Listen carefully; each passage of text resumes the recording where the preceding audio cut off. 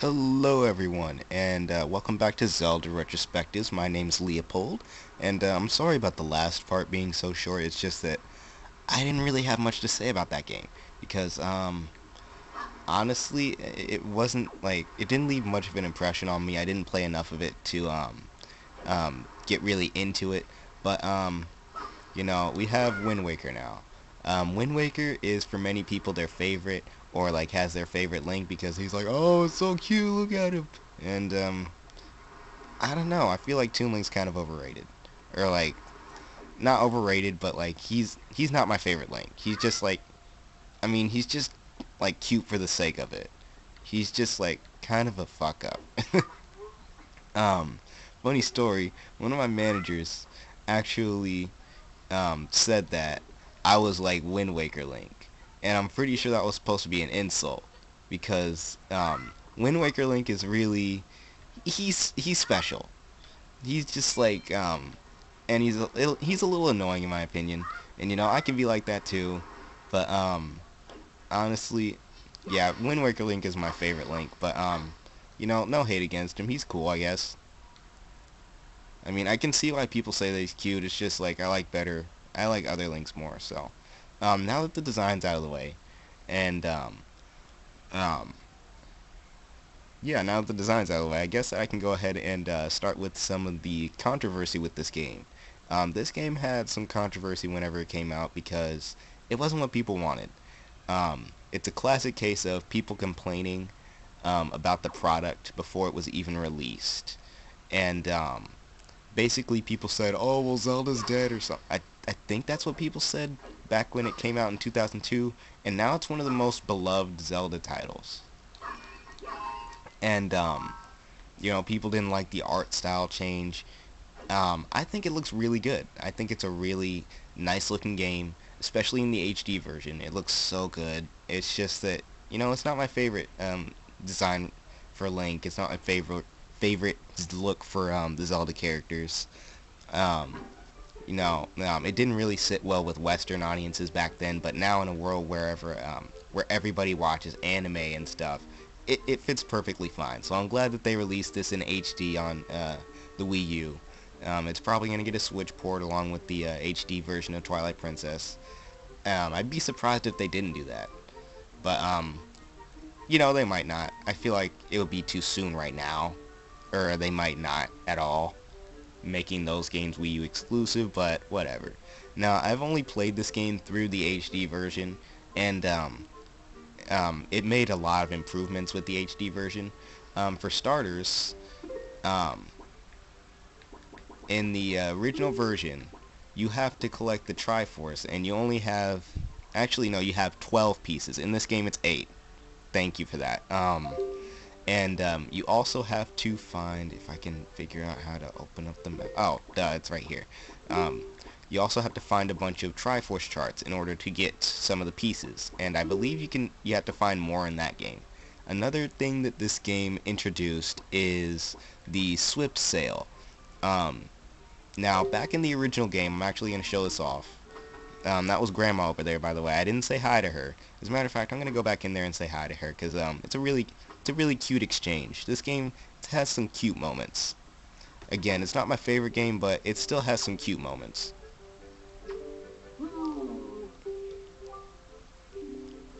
And basically, she gives you this soup that you can get to like fill up your health. I have all my bottles full, one with each kind of thing in the game.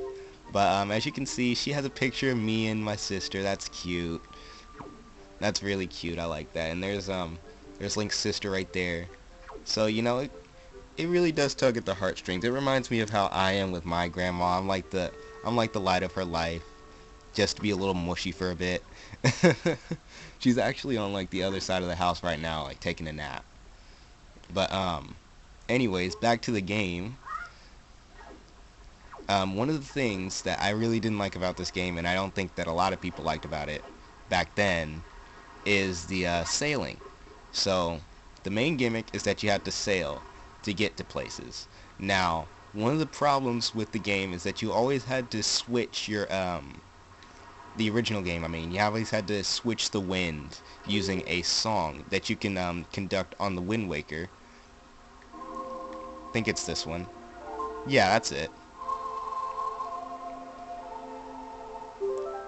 Can I just say that the music in Zelda games is amazing? But you actually have to set the wind. Now with the Swift Sail, you just hoist it, and the wind is always at your back. Meaning that not only do you move faster, but you also can just like, I can make a sharp turn and boom, the arrow that's behind the boat, it will always be behind the boat, and it will always be pointing towards the sail. Unless you're like at an angle, like this, or somewhat. But yeah, it makes sailing a lot faster than in the original, which is nice. And then we have another change. I think that they changed it where you can do hero mode from the start, instead of having to start a second quest where you take more damage. And then you also have a bunch of different items. You get some organization where you get a delivery bag, a spoils bag, and a bait bag. And another thing that they added in to this game is, because of the camera features of the gamepad, they have the pictograph box, and people use it to take selfies with Toon Link in there. And that's not something new. That's something that they had in the original. You use it for side quests, but some people take selfies or share photos, to help other players complete something else that they have in this game called the Nintendo Gallery. Yeah, basically, what you have to do is you have to take pictures of every character and everything in the game. Well, just about everything, and they get converted into figurines, which is, I guess, sort of nice. See, the thing is, like, I hope you're not getting bored by this, but I really am a little bit. There's nothing but blue and some lines. That's all the screen is for like a while, if you don't have the fast travel method like I do. Now, I'm just not showing it off, but at some point, like after the first couple dungeons, you can get a fast travel method after you get the arrows. So that's nice, but then like you also have to fill up the map. Now this map, it has like 40 something squares. Yeah, I filled up the whole thing and got all the treasure. I'm a nerd. So as you can see, it being impossible to 100% Breath of the Wild, fight me. But with that being said, another new thing that they added into this version of the game is the tingle bottles. That's a pleasant image. But the tingle bottles are new to this game. They replaced the tingle tuner, which was basically like a GBA, which is nice. Basically they removed that in this version of the game because there's really no reason. The GBA, that was like over a decade ago. Now they could have had like a 3DS type thing, but I'm glad they didn't. I'm glad they added this in because this is actually a really nice feature for like people who like me just waited to do the Nintendo Gallery until after. But the problem is, like, it's just really random when you get some pictures. But yeah, that's really about it. I'm probably going to still talk over this game a little bit because I still have a lot to say. For starters, the story, it's fine. It's like, I mean, it's like sort of weird, but oh god, that's a moblin, by the way. Those are common enemies in Zelda games. I'll get to that. But this video is coming up a little short, so I'm gonna go ahead and end it. But okay, I can give Toon Link this. He has some of the best Link faces ever. Like some of them. It's just he goes a little overboard with his with showing his emotions sometimes. Like that's why I kind of prefer Twilight Princess Link to him. He's more subtle with it, but that's just me. I'm gonna go ahead and sign out for right now, and I will see you guys in just a few seconds. Alright, because I could not fit my thoughts on Wind Waker in one video, I'm going to go ahead and continue talking about this game. Jesus. Okay, I'm glad that I'm doing this now because this this kind of shows a flaw that I find with this game. The combat. the combat is, it's okay, but what the heck? I had my shield up,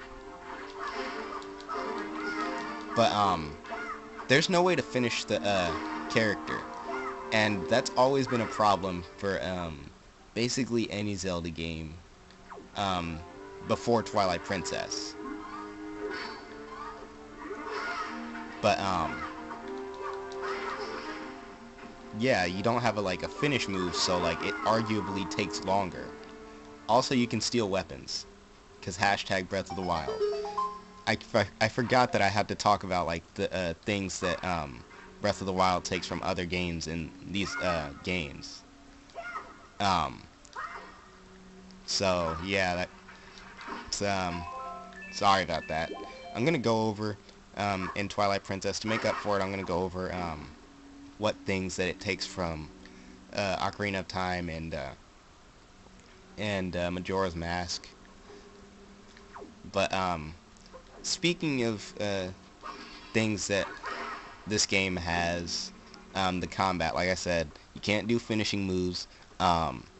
If you hold the ZL button, which is the target button on the Wii U Zelda games, basically, if you hold it for long enough and then you press the A button whenever you see the little prompts, you can do like a little technique where he pretty much does some like strafe or something, or some really complicated move, and you know that doesn't always work.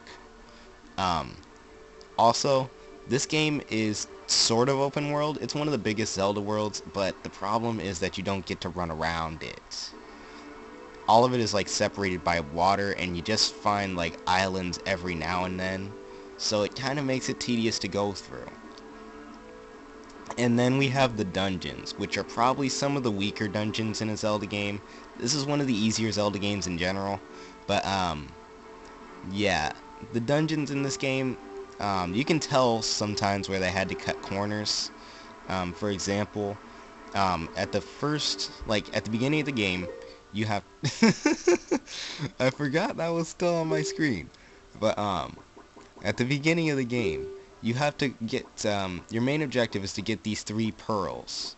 You have Farore's Pearl, you have Din's Pearl, and you have Nehru's Pearl. Now, you kind of like where the game's going at first, because you don't start out going to the forest place. You go to that place second, and you go to the fireplace first. It's really interesting. And then after the second one, you have to sail around a bit, and then you expect to do another dungeon, but instead you get given the 3rd pearl by going back to your place of residence. And I feel like the game takes a halt there, and it feels like they had to cut out a dungeon. Like, it really does. And I don't know why they did. I guess time constraints, but yeah, kinda sucks. Anyways, and then for the Triforce, you have to go to like 8 different locations to get the pieces, which is kind of annoying as well. And then another really annoying thing, because like that kind of gets boring, that you just have to sail to places in order to get the Triforce in this game. Like, why would you do this? And then another thing that's annoying is the game feels really short. There's only 6 dungeons, I believe, and probably has one of the worst stealth-based missions in a Zelda game, because like you actually have to do this stealth thing, and it's a whole dungeon at the beginning of the game, like right at the start of the game. Oh my god. I didn't think that it would hit me. But yeah, you actually have to do that dungeon at the beginning of the game. And then you don't even really get to finish it, and you have to do it without a sword. That's the Forsaken Fortress, and I hate it. In my honest opinion, it's really annoying. I don't know what that is, but kinda wanna fight it, just to show off some boat combat. Wrong thing! Completely wrong thing!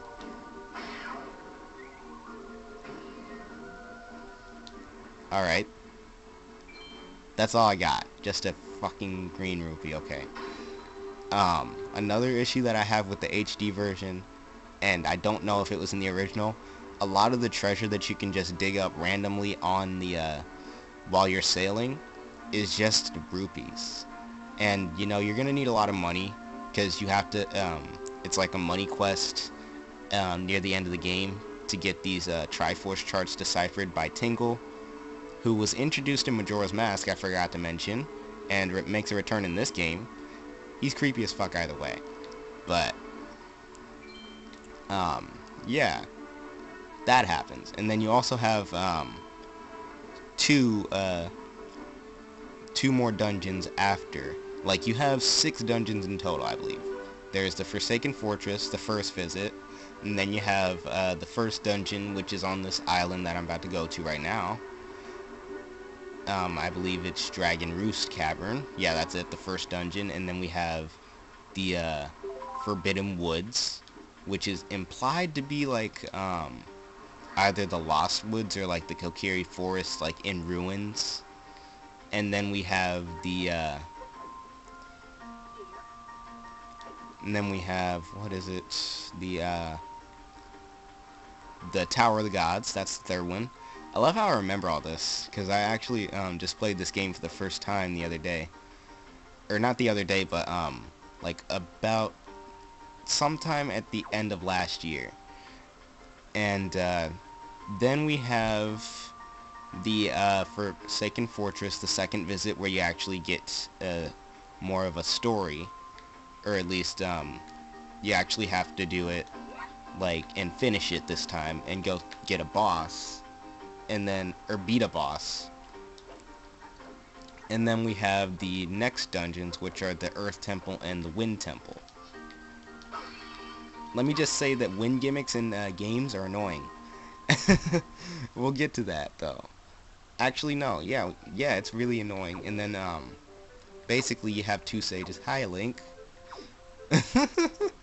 Duh.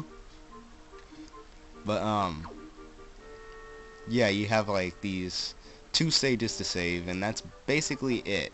And then you get the Triforce Hunt, which I don't think you are able to start until like you actually finish the like 2 dungeons with the 2 sages. So that's kind of annoying, but you know, it happens. So I think that's about it for this. My final thoughts on Wind Waker. I think it's a great game, much like every other Zelda game is in its own way. I like the art style in some ways, and in other ways not, but, you know, it still looks really good. And if you're ever going to, like, play Wind Waker, you might as well get the HD version, because it's, like, it's so much better. You get the Swift Sail, which you can only get in an auction.